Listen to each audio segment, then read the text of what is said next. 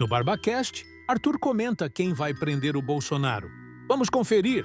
E você acha que ele vai ser preso, no final das contas, o Bolsonaro? Cara, essa é uma questão complicada porque interessa a muita gente que ele seja preso e interessa a muita gente que ele não seja preso, né? E eu não tô falando das pessoas, né? Ninguém liga pro povo, irmão. Ninguém liga pro povo, exatamente. Interessa pra quem que ele seja preso? Interessa pro Alexandre de Moraes, que tem até uma questão de ego envolvida. Interessa aos bolsonaristas. Sabe a quem interessa muito que ele seja preso?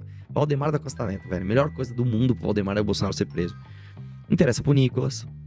A quem não interessa? Ao PT. O Lula não quer o Bolsonaro preso, cara. O Lula quer o Bolsonaro solto.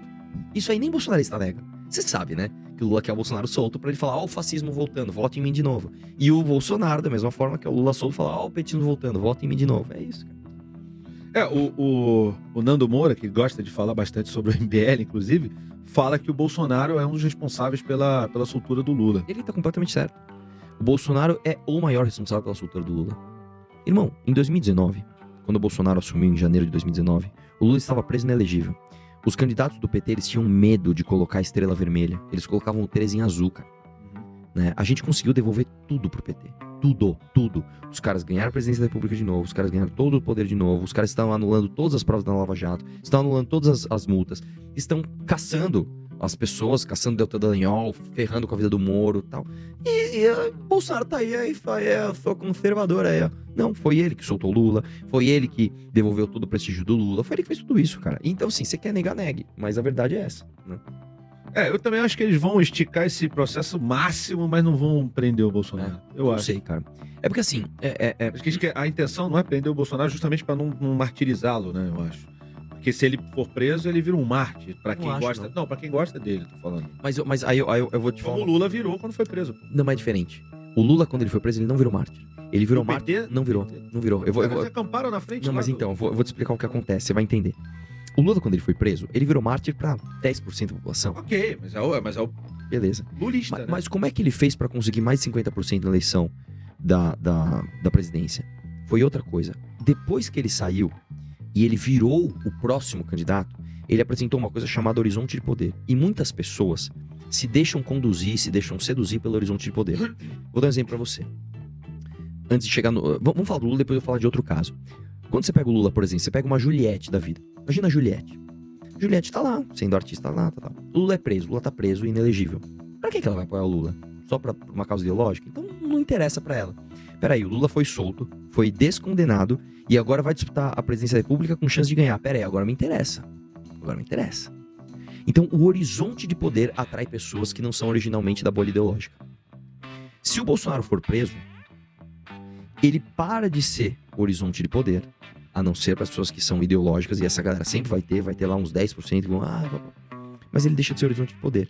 Por isso que pro Valdemar da Costa Neto é o ideal, porque o Bolsonaro não sendo horizonte de poder e ele sendo dono da marca Bolsonaro, porque quem manda hoje na marca Bolsonaro é o Valdemar da Costa Neto, ele indica para quem ele quer que seja um novo horizonte de poder. Quem vai ser? Não sei, um Nicolas, um Salles, sei lá. Ele tem o poder na mão da marca para negociar com outras pessoas, e aí, quem eu vou apontar o dedo?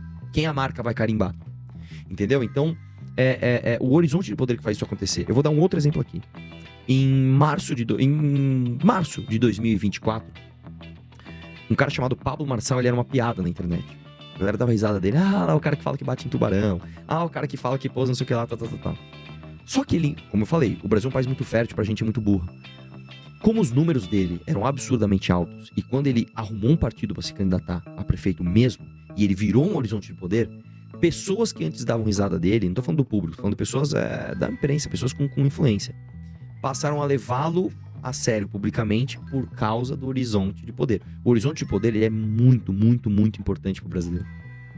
O brasileiro gosta dessa sensação. O cara que eu vou apoiar vai ganhar e eu vou ter algum efeito prático dessa vitória. Então, corresponsável. Exatamente. Então, durante a queda, o cara larga a mão. Entendi. Agora, se ele volta, aí beleza. Então, eu não acho muito que é o discurso de mártir, mas é o discurso de tipo, sei lá, fui preso e fui solto de novo. Agora eu posso disputar a próxima eleição, agora você passa a ser apoiado. Entendeu? Então, isso acontece muito aqui no Brasil. Entendi. E você acha, dentro de tudo isso que você falou, mas você acha justo o processo que estão colocando o Bolsonaro, essa questão do golpe? Você acha que houve uma tentativa de golpe e o Bolsonaro realmente foi um dos responsáveis? É que são duas perguntas diferentes. É justo o processo que estão fazendo contra o Bolsonaro? Não. O processo não é justo. Porque não pode uma pessoa ser vítima, ser promotor, ser juiz. Não pode. Isso está errado. Isso significa que o Bolsonaro não tentou dar um golpe? Também não. Entendeu? Então é como se eu falasse pra você o seguinte: o Bolsonaro, ele tentou dar um golpe, mas quem tá julgando ele também tá errado. Tá tudo errado, cara. Por isso que eu tô falando, o meu discurso não é um discurso fácil. Eu vou te dar um exemplo. Eu poderia fazer como o Partido Novo faz. Qual é a tese do Partido Novo? Eu vou ser um bolsonarista soft. Eu não vou ser tão retardado a ponto de cantar hino pra pneu. Mas eu vou falar que, por exemplo, o Xandão é um ditador e o Bolsonaro não pode ser preso. Beleza, é um bolsonarismo soft. Eu vou do outro lado. Por exemplo, se você fica em cima do muro, ao contrário, eu desço dos dois lados. Eu acho que o Lula é um ladrão, ele tem que ser preso. Eu acho que o Alexandre de Moraes está abusando do poder. E eu acho que o Bolsonaro é um cara que tentou dar um golpe de Estado. Eu tô contra todos. É uma merda. Assim, em termos de ganhar like, ganhar dinheiro, ganhar cargo, é o pior jeito que você tem. Mas é a verdade, cara. Então, em termos de autenticidade, é o melhor que tem, porque eu sou eu mesmo. Eu falo pra você as mesmas coisas que eu falo pro meu grupo de amigos, pro meu grupo político, pras pessoas que eu converso no off. Eu falo, cara, eu acho que tá tudo errado. Tá tudo errado, cara. Sim. Você assistiu ao Legião das Ideias. Para mais ideias, continue conosco. E continue acompanhando as lives do Renan Santos para mais.